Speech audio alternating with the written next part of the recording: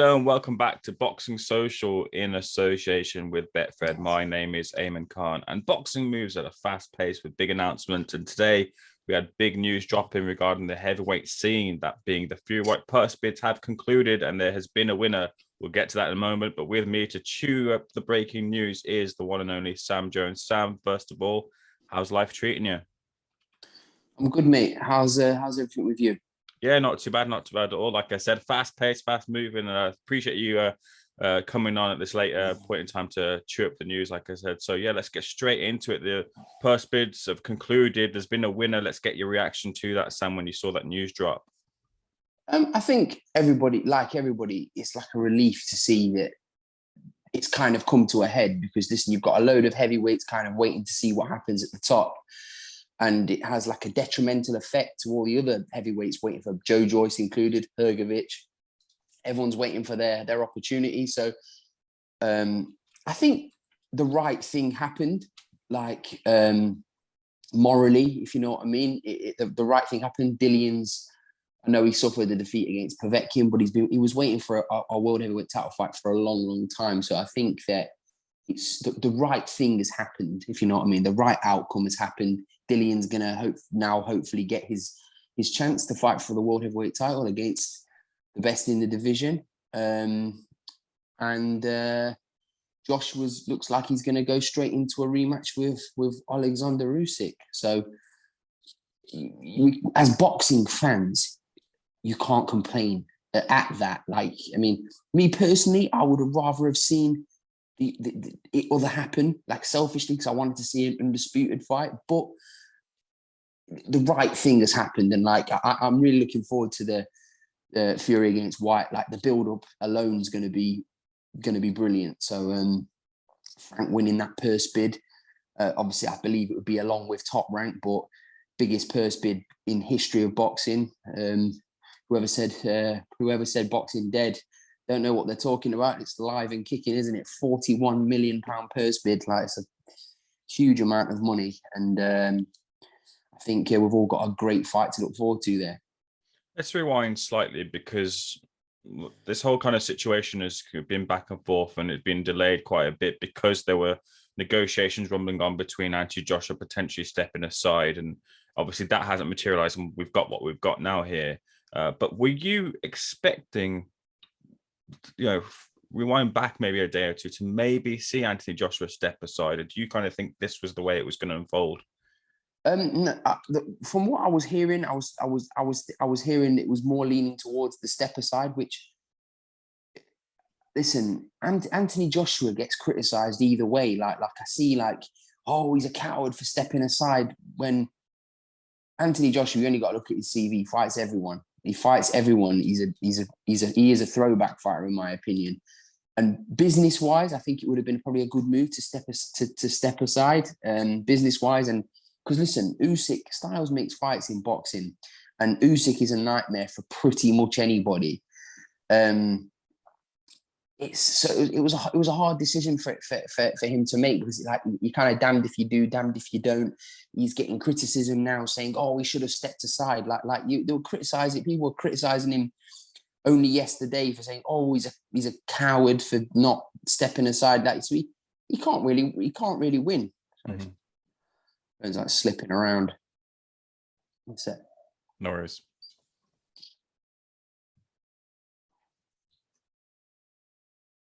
So yeah, I'm all good. No problem. With that said, then with the purse bid, making no bones about this, it's a sizable bid from both parties. Obviously, Frank Warren has won this on his end. Given that we've seen about back and forth between both promoters and things about accounts and things like that, were you surprised to see Frank being the winner there? No, not really, because he's got the heavyweight champion of the world, and it was important. Listen, Eddie's backed Dillian there with that bid. Do you know what I mean? Eddie's really backed Dillian with it. That's a huge bid. Like, what did he bid? 31 million. So yes. Something along those lines. Eddie's not backed Dillian for that bid. Frank's just, I believe, probably come together with Top Rank and just smashed it out the park and secured the bag, as they say. There's an interesting part to the bid as well, in that reportedly the WBC have kind of withheld 10% as a bonus for the winner, which isn't kind of commonplace in the boxing sphere. It's almost a bit like a Dana White type of bonus sort of thing that they do in the UFC. But what do you make of that, Sam? Yeah, I think it's good. I think it's obviously what's the deal they've had with Dillian, because I mean, but Dillian will believe himself that he can win the fight. I mean, I believe I've got a big respect and admiration for Dillian, but I believe that Tyson Fury is the big favorite in that fight. I think he's the favorite against anyone, really, Tyson, because that's just my opinion. I think he's the best, the best in the world. But Dillian's obviously incentivized by that extra 10%, and rightfully so. He'll go into that fight with a lot of confidence. There was a lot of rumors. Dillian was saying, "Oh, I've put Tyson down in sparring before." So if that is the case, he'll be motivated by that. With as we've seen with Eddie Hearn and Frank Warren, the battles back and forth, just how big of a win is this for Frank Warren to win these purse bids? I don't know. I think it was more. I don't know. I think it's probably important for both of them, because listen, the zone's just this new up and coming app thing that's looking to take over. Eddie would have wanted to win that purse bid, and Frank's won the purse bid, and that's that. I think everyone's looking forward to see the press conference table with Frank Warren, Bob Arum, Tyson, and Eddie Hearn and Dillian Whyte. I mean, I hope nobody shies away from that. I hope all of those guys are at the top table and let the boxing public enjoy. I don't want to see any ducking from either side. I want to see all parties appear at the top table and have it out. It's the first time we would have ever seen, I think, Eddie and Frank on the same press head table. So I want to see that. Sam, making no bones about that as well. There always seems to be something that kind of comes up where neither of them do kind of end up meeting. Do you really think that will happen? I don't think it can. I don't think it can. I mean, it's Dillian's promoter. Frank Warren and Bob Arum are Tyson Fury's promoters. There's no excuses. Do you know what I mean? There's no excuses. I don't want to hear any sick notes. I want to see Eddie on that table, and I want to see Frank Warren at that table, and I want them to let's have it out and build up. It's a massive fight. It's a massive fight for this country, and the fact it's looking to take place in the UK is massive. I wouldn't have wanted to see that fight take place anywhere else other than the UK. Yeah, you kind of bleed into my next question there. It's looking like it's been staged in the UK, but are those bids there from a promoter's point of view? You want to kind of recoup on that and try and get a sizable site fee. Sizable site fees do kind of come from Saudi Arabia. It seems that's a trend that's been happening in boxing so far. So do you potentially see that fight going to America, Saudi Arabia? I don't know. For this fight, I mean, I think if Anthony Joshua boxed Tyson Fury and it was before say the Usyk fight got made with Anthony Joshua, I think that we would have seen that fight go into the Middle East, because there's just too much money to kind of say no from both parties. But I think the fight with Dillian Whyte and Tyson Fury I'm really confident it will happen in the UK. Mm-hmm. You talked about kind of like being happy that it's kind of been done, and we talked about kind of it being protracted talks. Did you get like the feeling or like the finger on the pulse with the fans in terms of being tired of the talks and hearing about this news and nothing happening, and that kind of frustration from that point of view? Listen, I work on this side of the fence, but I was getting frustrated, let alone you the boxing fans, because I mean, I'm a fan as well, but like I was getting frustrated. So God knows how the boxing fans were feeling, because we just want to see it. We're sick of hearing this. They said this and he said that. Just fucking fight. Do you know what I mean?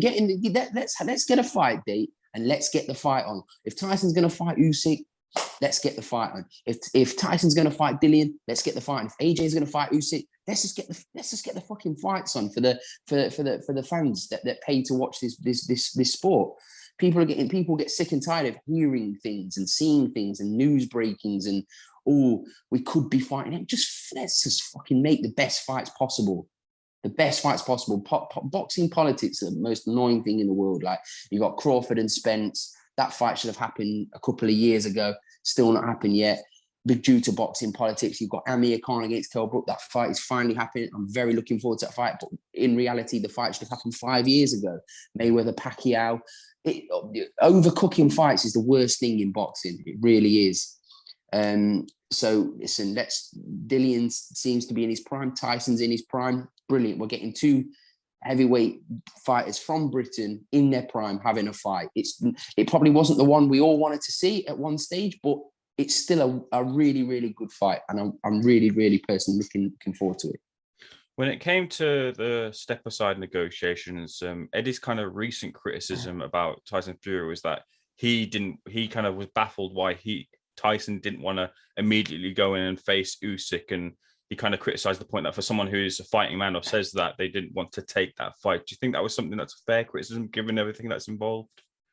I don't know the facts. So I can't really comment on that. I personally, I doubt it very much if Tyson's gonna want to fight an undisputed fight against Usyk. I don't believe Tyson would not want to do that. So I don't know what the ins and outs were there, but Eddie's going to say these things and Tyson's going to say these things because they kind of, him and Eddie have kind of got, I think deep down, respect for each other. Mm. But I think they kind of love to hate each other, if you know what I mean. Like Tyson's always calling Eddie a prick and whatever. And, and Eddie's kind of makes sly digs at Tyson. So it's just like, we're going to see, aren't we? We're going to hopefully see Tyson Fury on a press conference table with Frank Warren alongside Eddie Hearn and his man, Dillian Whyte. Let's get into the actual fight then. Normally I'd ask someone I was speaking to about who wins, but I want to kind of shift it a little bit. First of all, I want to get your points on how either fighter win. Let's start with Tyson Fury. How does he beat Dillian Whyte?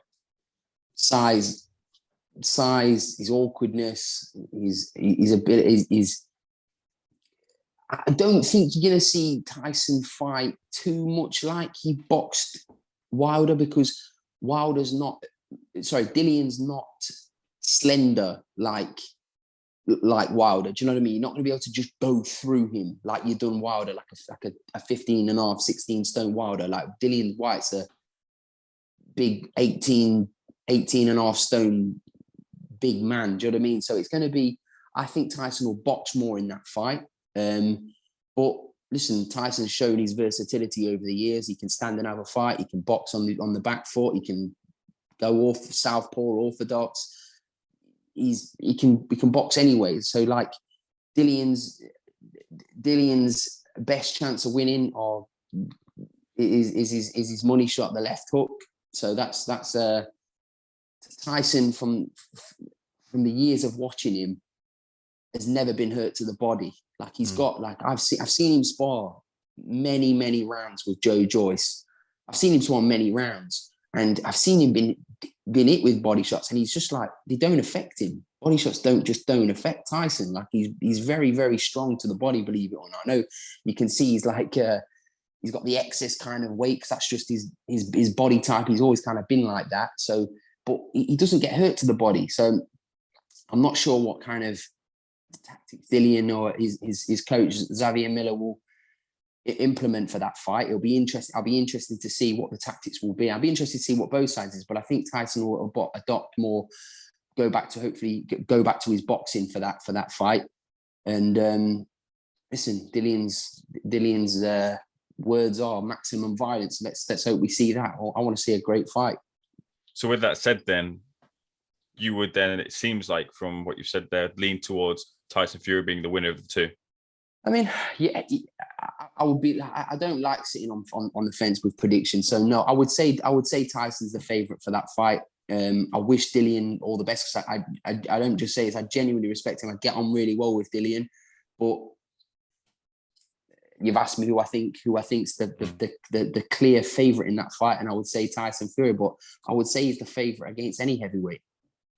The other side of this coin is that now that this is kind of set and looking like it's well moving towards that path of Fury versus Whyte, the other side of it is now we're looking likely to get most likely Usyk Joshua too.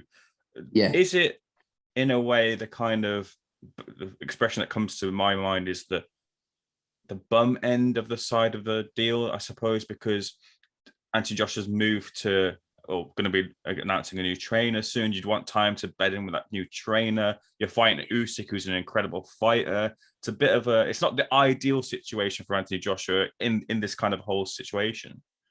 No, that's why I say I would have favoured, if I was involved, I would have favoured the step aside, but not just because I believe that Usyk's like a really hard night for AJ, because I believe that AJ can beat Usyk. I do believe he can beat him, but he's never going to be able to beat him just standing off and trying to box him. Because I don't believe any Tyson Fury may be aside, but like, I don't believe anyone could stand off Usyk and try and box him. So I believe AJ can win the fight. I just think that he needs to, the whole setup kind of needs a bit of a shake up, which apparently he's getting. So like he's parting ways with his longtime trainer Rob McCracken.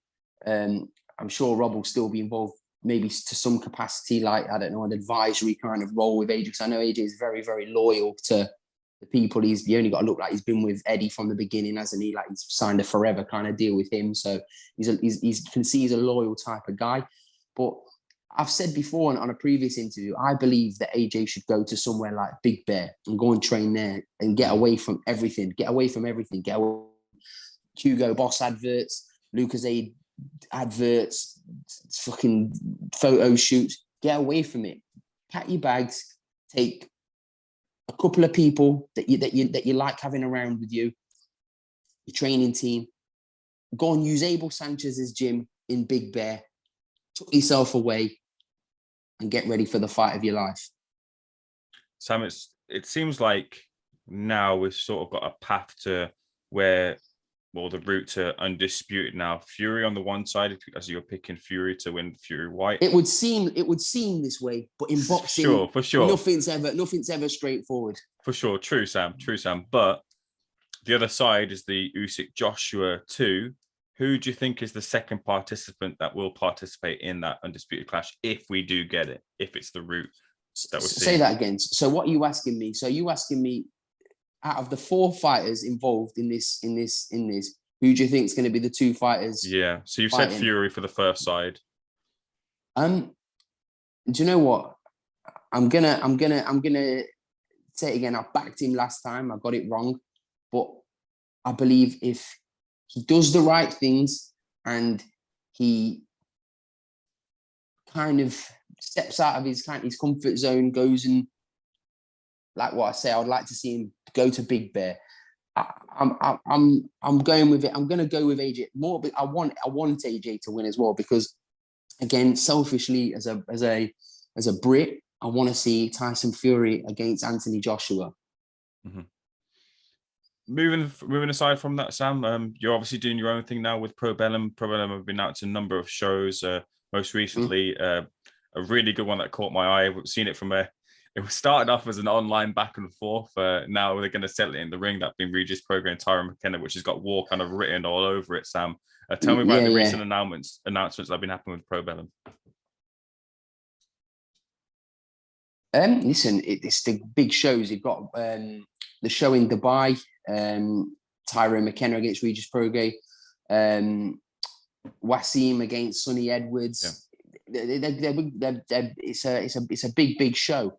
I mean, Sonny and Wasim have kind of been going at it before on Twitter as well, so that's kind of a bit of a grudge match. Tyron McKenna, he's up against it. Listen, he's 100% up against it, but Tyron McKenna, I mean, if you know him, he would never turn down a fight, and he's fair play to him because he's got absolutely nothing to lose in that fight. So fair play to Tyron for taking the fight. I can see it being a grueling kind of fight, a real grueling type of fight. And Tyron being as brave as he is, like, who knows in boxing, but Regis Prograis obviously is a massive favourite in that fight. But listen, hats off to Tyron McKenna for taking that fight and having the balls to step up to a fight like that. And how about you, Sam? You're bedding in now in your new role. How have things been going for you in terms of your new role with Probellum? Yeah, good, steady. It's just taking off. Like it's only a few months old, so it's just taking off, getting used to doing different things, if you know what I mean. So yeah, but I'm excited for the shows coming up. I can't wait to go back to Newcastle. Pat McCormack's debut, Mark Dickinson back in the ring. Big fan of Mark Dickinson. I think he's going to go all the way in boxing. Thomas Patrick Ward's going to fight Lewis Richards in an absolute banger of a fight. Troy Williamson's out on the card. It's going to be rocking in there. And you've got Joe Laws going to rock up again in his gold dressing gown with some explicit writing on the back of it. So yeah, looking forward to that. Looking forward to being in Newcastle. And Sam, just a couple of fighters I want to get your thoughts on. Obviously, you with Eschan before you left for Pro Bellum. Marco was in a situation where it wasn't quite certain where he was signing with it. Now it seems certain he's signed with Boxer there. Good platform. Either platform would have been good for Florian Marco, but he's settled with Boxer and Sky Sports. Yeah. Listen, Florian is a businessman at the end of the day. It's kind of highest bidder wins with Florian, and he's got a young family. He's 29 years old. He trains very, very hard, and that's the deal that Adam and Florian thought's the best move for him. And good luck to Florian Marco. Florian's a good mate of mine. I wish him the best. Speak to him regularly. He's recently gone to train now with Grant Smith, which is a good move for him. I really, really rate Grant. I think he's one of the best trainers in the country. Doesn't usually get the credit he deserves either as a coach. But yeah, I think he's only going to do good things for Florian and bring out the best from him. It's a massive year coming for Florian.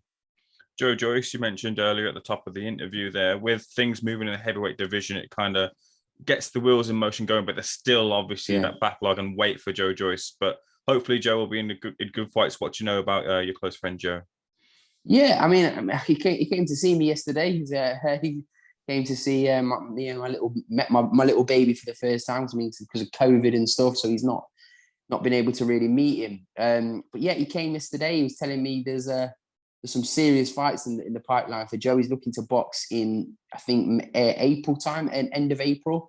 And yeah, I'm not going to say who the names are, but there's some really, really interesting names that all the boxing fans are going to be very, very happy with. Yeah, I remember there's supposed to be an announcement, but unfortunately got injured, wasn't it, at the back end of last year? But obviously a big year, hopefully, for Big Joe Joyce too. Finally, Sam, it's a bit of a weird one here because, like I said, a very confusing situation with the heavyweight division, very messy. And I'm not certain if I'm right with this or not. I might have my wires crossed away, but is the arbitration still rumbling on? And from Dylan's side, could this still get scuppered in any sort of way? Could Dylan still want more? To be honest with you, mate, I have absolutely no idea on that front. All I know is, I mean, I know it's like, it's not the percentage that matters, it's the principle, but he's getting 8.9 million to fight for the world heavyweight title. I mean, fucking hell, like, can't be too upset with that. So get in there, win, like I'm sure Dillian will believe he can do, and then he's the boss. Sam, let's leave that there. Thank you so much for jumping on a late notice. I appreciate you breaking up the news with me. Thank you so much, and we'll speak again soon. Thank you so much for speaking to Boxing Social. My pleasure, mate. Take care, mate. See you in a bit.